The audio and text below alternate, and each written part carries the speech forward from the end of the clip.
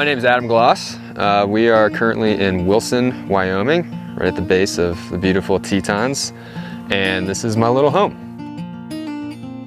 It is on a 20-foot long flatbed trailer, 8.5 feet wide, and it is a custom-built, self-designed home of my own.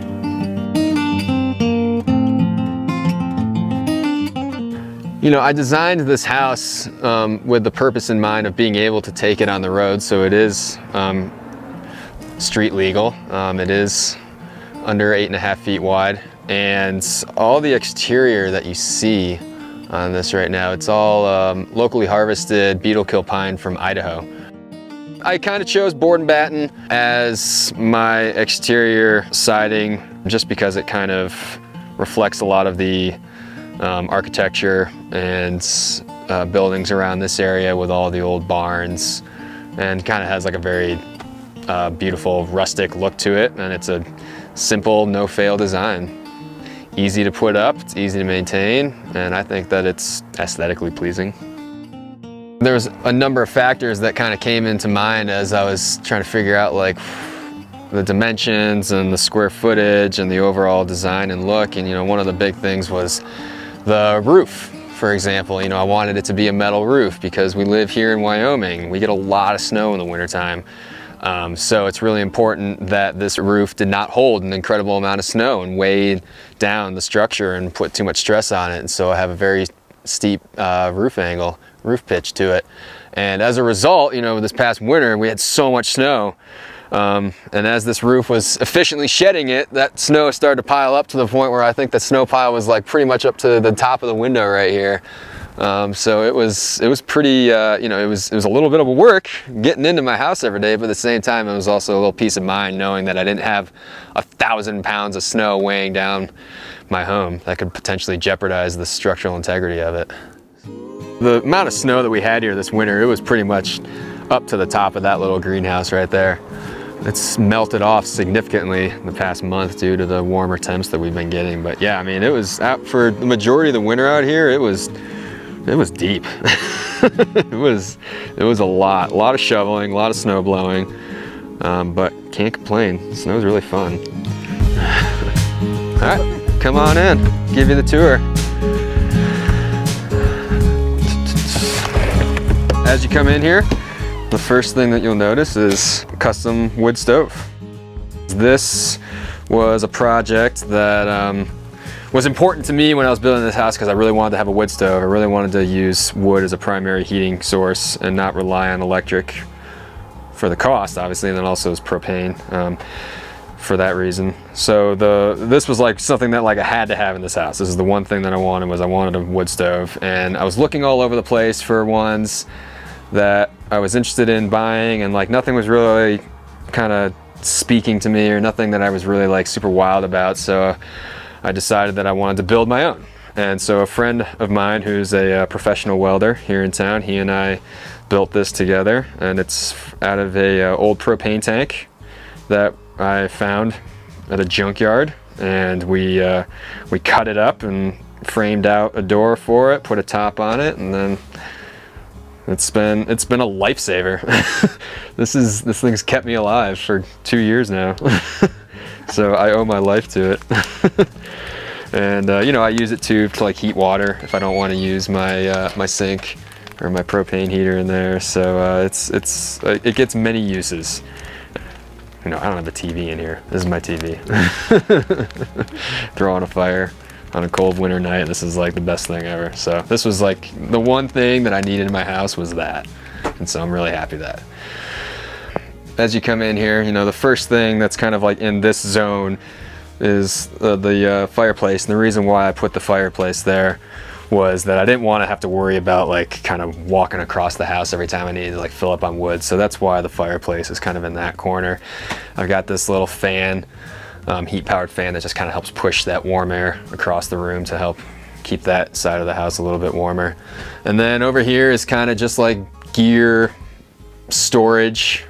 Got a line here for like drying socks, gloves, anything that I'm using in the wintertime that gets wet and sweaty, stuff to hang up, stuff to dry. I keep my skis, all my like backcountry stuff here. So all that's nicely contained in that area. And then right above it is kind of where I keep all my extra gear, and mostly like all my camping gear, climbing gear, skiing stuff, sleeping bags, anything that I use when I go out in the woods. I kind of just keep up in that zone. And you know, that's nice and out of the way. It's not something that I'm constantly getting into every time, so it's nice that that's just like there and out of the way and not have to worry about it. So all the interior siding in this house that you can see, it's actually all recycled pallet wood. I spent about a month before building this house just like collecting pallets around town and just ripping them up and getting them planed down so that I could put them in the house here. And it definitely adds a very unique kind of look to the house, very kind of rustic. I think it's aesthetically pleasing. I like it.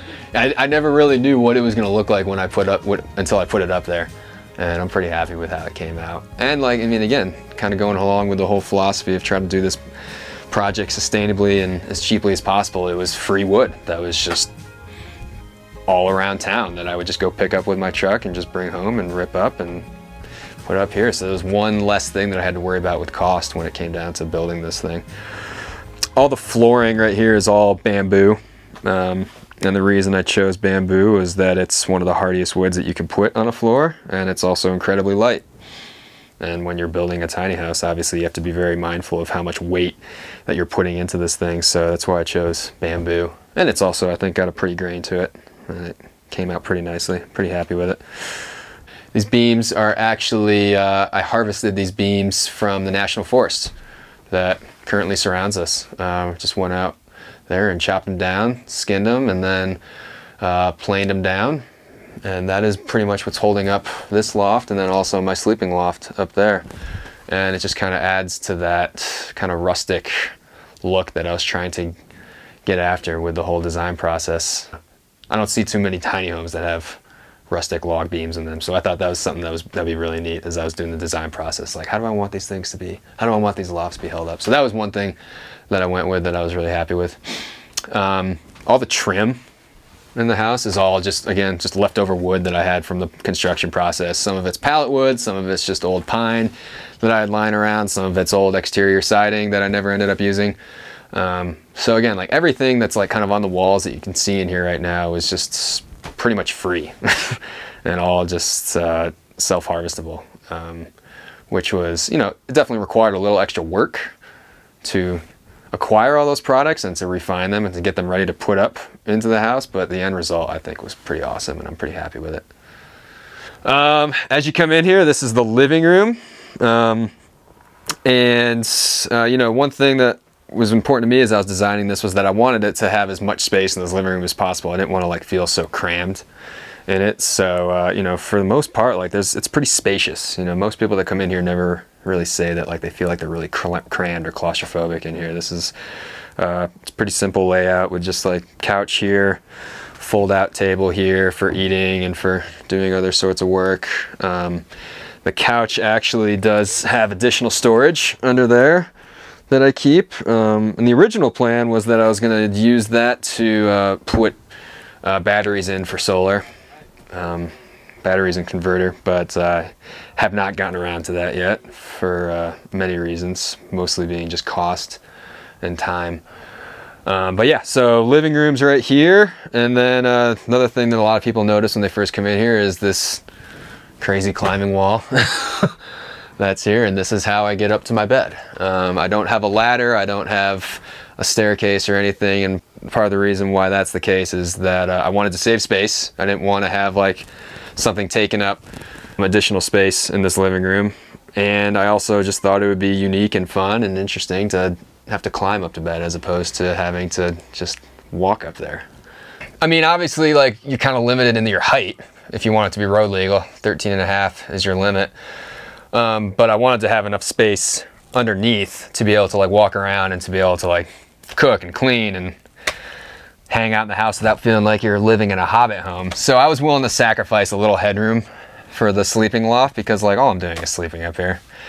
I don't really need too much space. And so, yeah, it's definitely like a little tighter up here, but it's pretty darn comfortable. And that skylight is great because like when it's clear night out, I can like look at the stars while laying in bed, and that's like pretty amazing. The floor is it's leftover exterior siding. So this is how thick it was originally.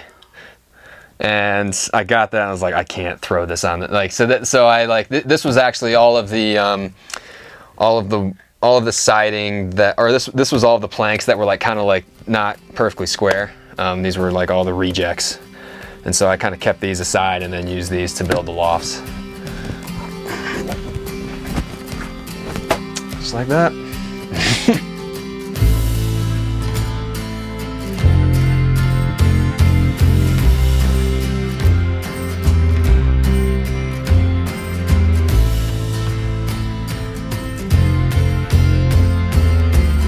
See what else. Little table here where I'll eat a lot of the times, or where I do schoolwork or what have you. And then in here is the kitchen, and not too much going on here in the kitchen. I do have a little fridge right here that is plenty of space for what I need. And then the stove here is something that I really enjoy. It's just this kind of quirky thing that gets a lot of attention when people come over here. It's this thing that I yanked out of some old broken down RV over in Idaho. Thing works great, and I use this to do all my cooking on. And then, you know, got a little fan and hood up here to help with the ventilation. Pantry around here. This is where I keep all my food, all my dry goods, and just kind of recessed into the wall again to just try to save space and not take up too much additional square footage in the already limited space that I have in here.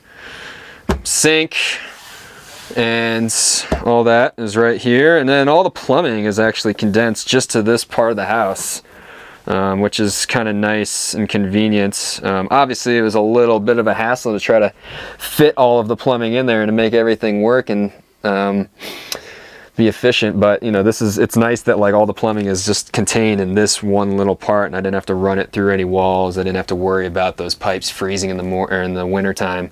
Everything is self-contained within the building envelope, so I don't have any issues with the pipes getting too cold as long as the interior of this house stays comfortably warm. 27-gallon water tank that can be filled up by either garden hose or just by manually filling it up with a tank or with a regular water jug.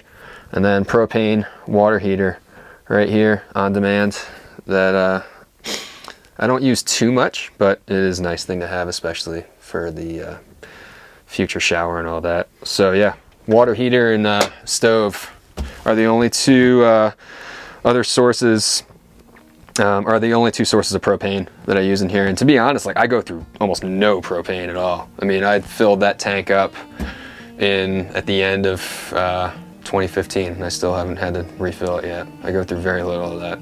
So that's nice to not have to worry too much about that. And then in here, this is where the bathroom is, and it is a little unfinished at the moment, as you can see. Composting toilet right here is, that is all done and good to go and usable.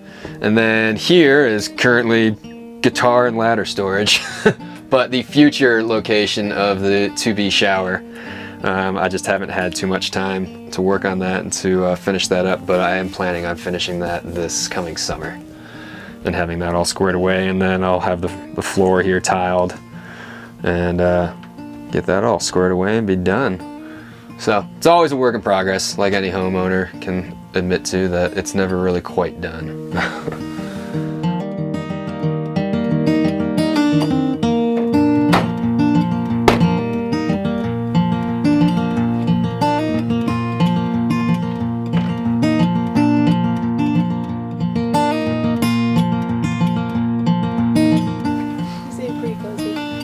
Oh, my trailer's emerging. Sweet. That thing, I haven't seen that thing since November.